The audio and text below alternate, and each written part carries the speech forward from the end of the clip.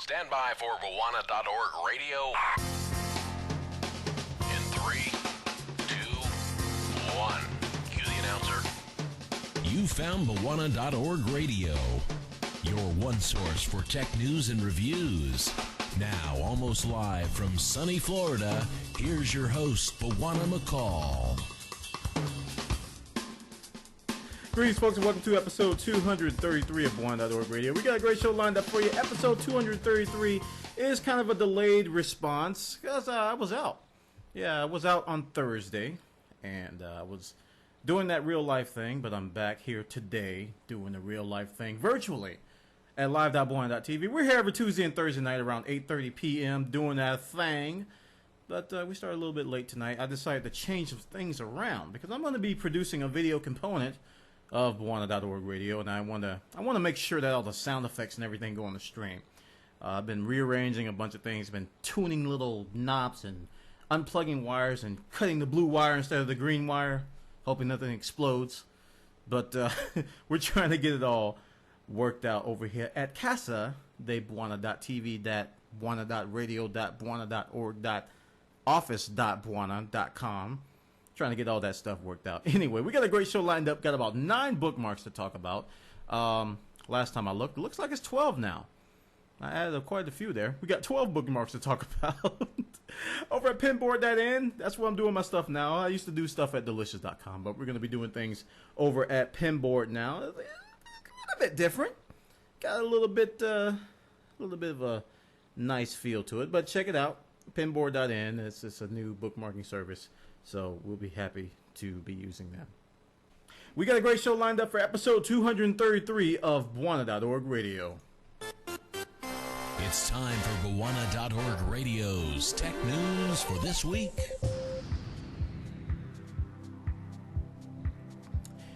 And for our first story, we're going to talk about a start page.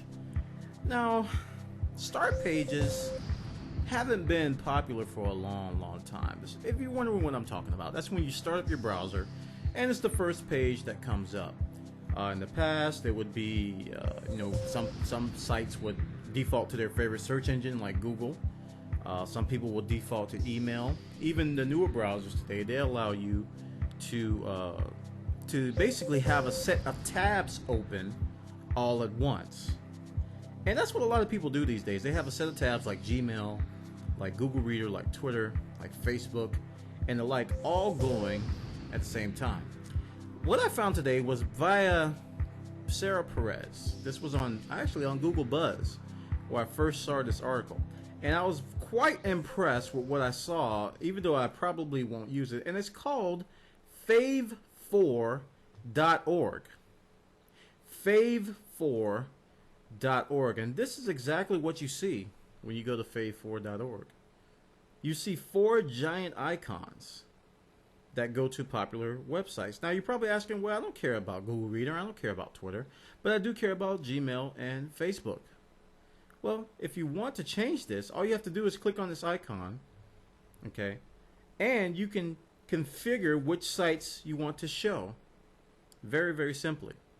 And it's probably the most simplistic site you're going to find on the internet that does this. Favfororg.org. Like I said, a lot of people, they have different preferences for startup sites. But I think this gives you a great alternative with probably the simplest interface conceivable.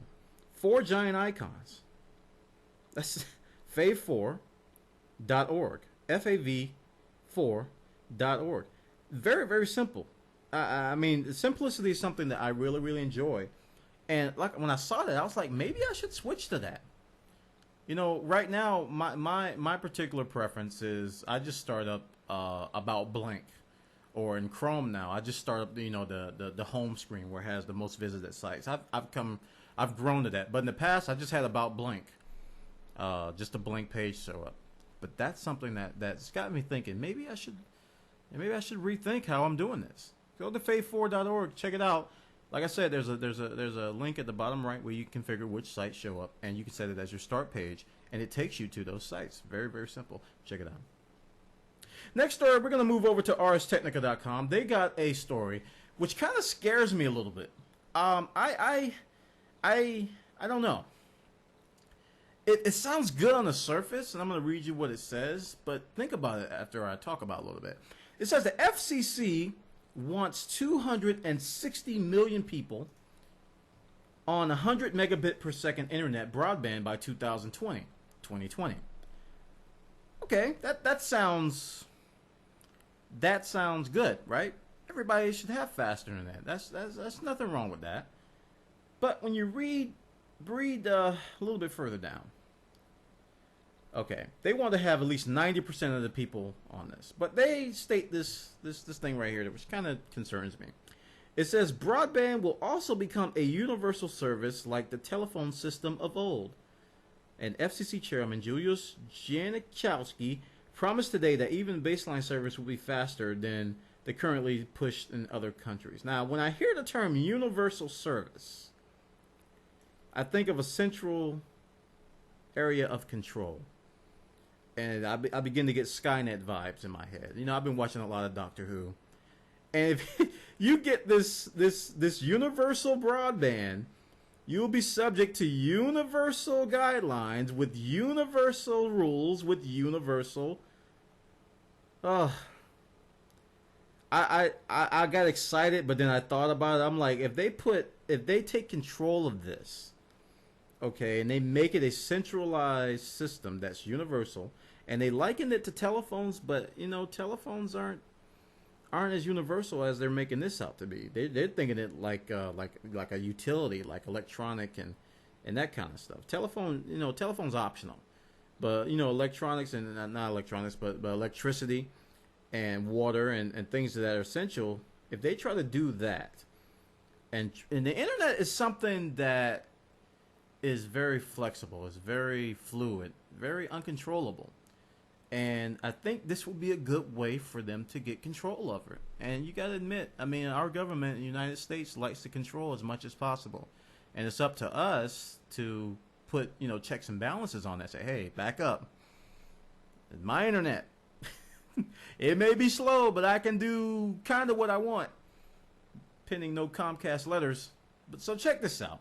Like I said, it's something that sounds good on the surface. I was really happy to hear that they're trying to speed up the internet across the country. But when I saw that universal word, I was like, oh, wow. Maybe I should take a step back and look at this. Check it out. This one's over on arstechnica.com. Arstechnica.com. They got a great overview of what's it all about over there. We're going to shift gears to some video games news right now. We're going to talk about MAG. MAG is on the PS3. Very, very high, I don't know, high impact, high quality, high everything. It makes me high on life. MAG's coming out with a new patch. And this patch is going to be released tonight, according to this. It said February 17th. It's the 16th now, so it's going to be coming out late tonight, around 4 a.m. Eastern, 1 a.m. Pacific. And what they're trying to do with this patch is they're trying to minimize the amount of stuff on the screen. As you could possibly imagine, all right, with MAG, there's a lot of stuff going on. And you got 256 players. You got, you know, at any given moment, when you're playing MAG, you're probably going to see between 70 to 80 people on the screen, depending on what's going on. That's a lot of stuff. That's a lot of things going on. That's a lot of icons. That's a lot of stuff to draw on the screen. So what they're doing with this patch is that they're minimizing what's shown on the screen. For example, if you have a medic pack, in the past, everybody who had a medic pack would have a cross next to their name. They're only doing that for people who have the resuscitation kit, meaning that they can raise people once they're dead. So they're going to minimize that. Also, if you're not a medic, if you don't have a resuscitation kit, you won't see incapacitated people on the ground. You won't see their name tags. So they're going to be eliminating a lot of unnecessary drawing and unnecessary icons on the screen, which should help server performance, which should help client performance overall. Now, they're also going to be doing some other little things. Probably not, they're not going to tell us. But the patch is going to be 40 megabytes for the initial patch installer and an additional 55 megabytes for the patch itself. You can go to blog.mag.com to get details on the specifics of it. But I'm proud of MAG. They've really delivered on what they promised in terms of gameplay and features. So check it out. This story is over on blog.us.playstation.com. They got the details over there. Or you can go to blog.mag.com and get more about the patch. Next story, we're going to talk about Verizon. There's a big brouhaha going over in Barcelona. A lot to do with mobile cell phones and stuff. You probably heard about a little something called Windows 7 Mobile or Windows Phone 7 thingy mabob. Anyway, we're going to talk about that one a little bit later. But this one has to do with Verizon and Skype, apparently. AT&T is not going to be the only one that has Skype access on the internets, on the webs. According to Verizon, they're going to have an application for Verizon handsets which will allow you to make Skype-to-Skype calls around the world. Now, one thing I don't see here is the ability to call landlines or mobile phones. Now, that's something you can do with Skype as well. But I don't see it here. Maybe someone can correct me. Maybe someone can let me know if you can call landlines or call mobile phones. Because I was a little surprised when I saw this. Verizon is known for locking down their cell phones, for locking down a lot of stuff. And even not to include Wi-Fi. Just so you can use minutes. But, you know, according to this, they're going to have a Skype app, but will it support landlines? Will it support mobile phones? We don't know. I don't know. I mean, there's nothing here to say that it does. But I'm going to continue to research this. Maybe it's something that I'm overlooking. Hopefully it is, but we'll check it out. So check this out over on phonescoop.com. They got the details as well as some... I don't know. They got a couple links there, not a whole lot. Hopefully I can find a better link for you guys to check out. Next story, we are going to talk about Star Trek Online. And this is a little weird. I'm going to just show you guys a picture here. If you're listening, well, just imagine, you know, a bunch of Star Trek people standing, and imagine a green woman holding up the Live Long and Prosper sign, and a couple of people behind her looking very serious. What we have here is a breaker of the Guinness Book of World Records. Okay, Star Trek Online fans gathered together. It says this world record was conducted to celebrate the launch of the massively multiplayer online game Star Trek Online, February 5th. And they came out, 99 fans came out. It was the largest gathering of Star Trek fans dressed in character, according to the Guinness Book of World Records. So, 99 people came out. 99 Star Trek fans on the wall. 99 Star Trek fans. You take one down, you pass it around. 98. Okay, anyway, I'm just tripping. 99 fans got together, and they were dressed to a T to get that Star Trek on. Star Trek Online is very appealing, man. I've been watching Star Trek The Next Generation, the reruns. You know, today I saw the episode with Q when he introduced Picard to the Borg, and I was like, man, if I were playing Star Trek Online, I could fight the Borg. Tja. But I resisted the call. I resisted the call of the MMORPG because it is a life sucker. It will suck the life out of your very existence. Check it out. This one's over on electronictheater.co.uk. They got the details over there as well as some great pictures for you to check out. You're listening to Bawana.org Radio, a potpourri of tech news and reviews. Our next story is about Windows Phone 7. Now, this was a big announcement. Some people call it the Zune phone. Some people call it the next version of Windows Mobile. But that's essentially what it is. Windows 7, Windows Phone 7 series. That's the name. Doesn't really roll off the tongue easily. And it can be easily called Windows 7 Phone. Or Windows 7 Series Phone of 7. Or 7 of 9 Windows phones in a series.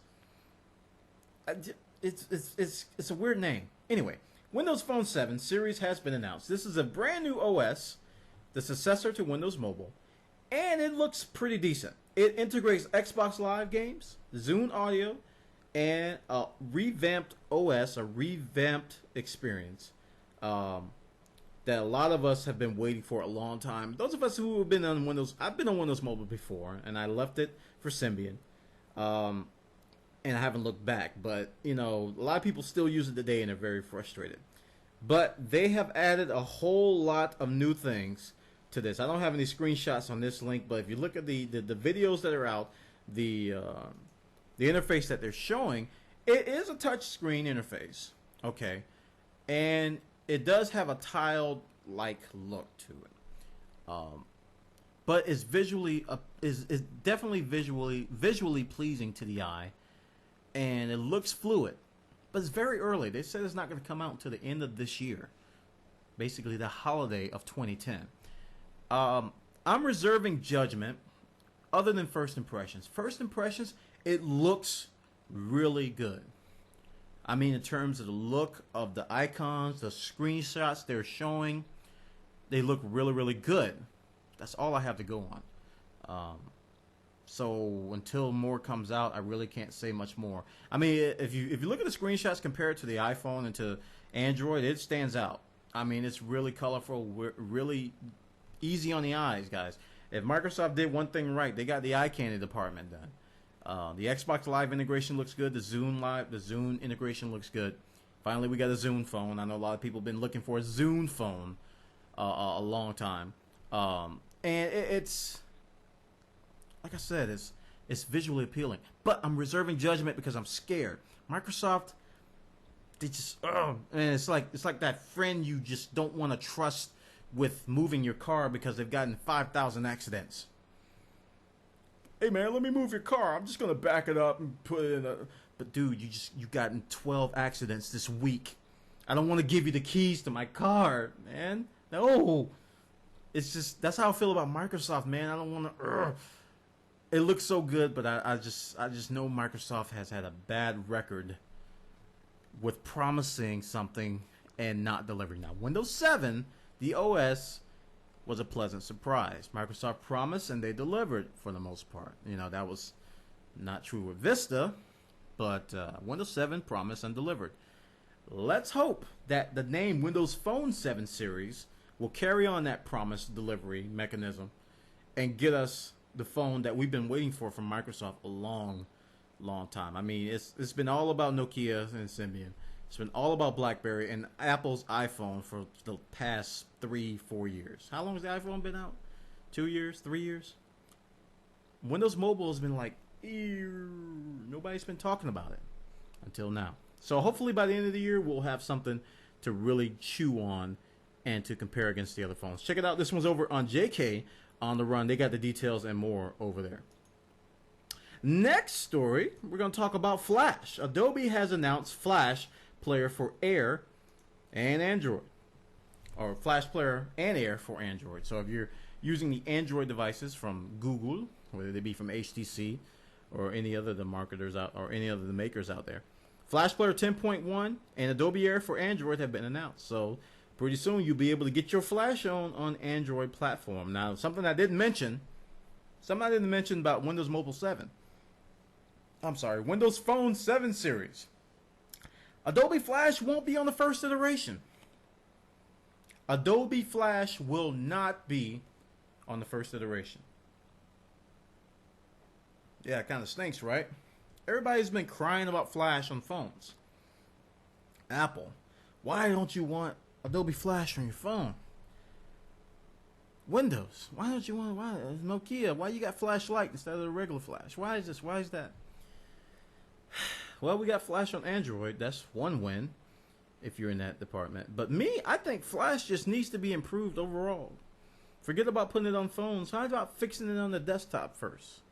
Then we'll talk about mobile phones. Anyway, I ain't going to get on that soapbox. We're going to move on and go to the next story because Adobe's announced Flash Player and Air for Android. You can check it out on the Flash blog. And they got the details, videos, and all kinds of cool stuff over there. Next story was very, very, very, very good news, especially for those of us who've been dissing Sling for the past couple of months. And that's been me. I'm guilty. Guilty. This boy right here has been guilty.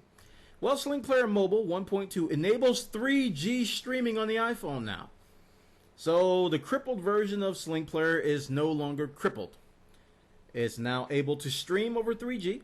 And if you have a Sling Player, Sling Box device, and you want to watch your DVR programs or your TV from anywhere in the world that has cell phone access, that your cell phone can access and has 3G, you can now do it with your iPhone. About time. Now this thing is worth the price tag. It's got a $30 price tag. And I was complaining before that Sling Player in its current state with only Wi-Fi access only was definitely not worth $30. Definitely not $30. And that's something that I stood by for a long time. Now that it supports 3G, it is worth $30. I can say that with conviction. So check the story out over on Engadget. They got screenshots, details, and links for you to peruse. So check it out. Next story, we're going to talk about AT&T and other rival companies to Apple. I don't know. This next story is kind of disturbing, guys. They're basically going to announce a rival app store. A rival app store for the iTunes App Store. Now, this is just sad. I was talking about this earlier today when I was just chit-chatting with the live stream. This is just sad. So sad that they have to get together. All these companies, AT&T, Orange, Telefonica, all these guys, Samsung, LG, Sony Ericsson, they're gonna form the Federation of Planets, the Federation of App Stores, to go against Apple. You mean to tell me not one of these companies can build something comparable to the iTunes App Store experience? That they all got to get together and form the Federation.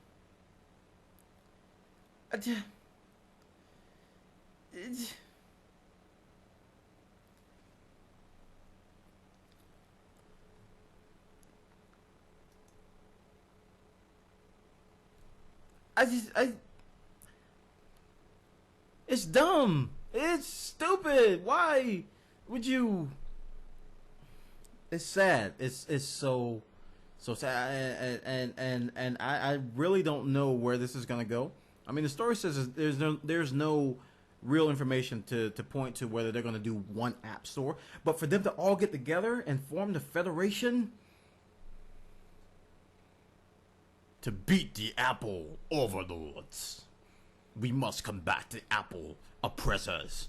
Let's all form together. Let's all put our differences aside. Let's build the App Store of the future. Oh me, oh my. Very, very disturbing. Check it out. This one's over on Mashable.com. They got the links, details, and just overall disturbingness of the whole matter. I think it's sad. That's my opinion. You can check it out. You found Bwana.org Radio. Tech news and tech gadgets for the hardcore geek in all of us.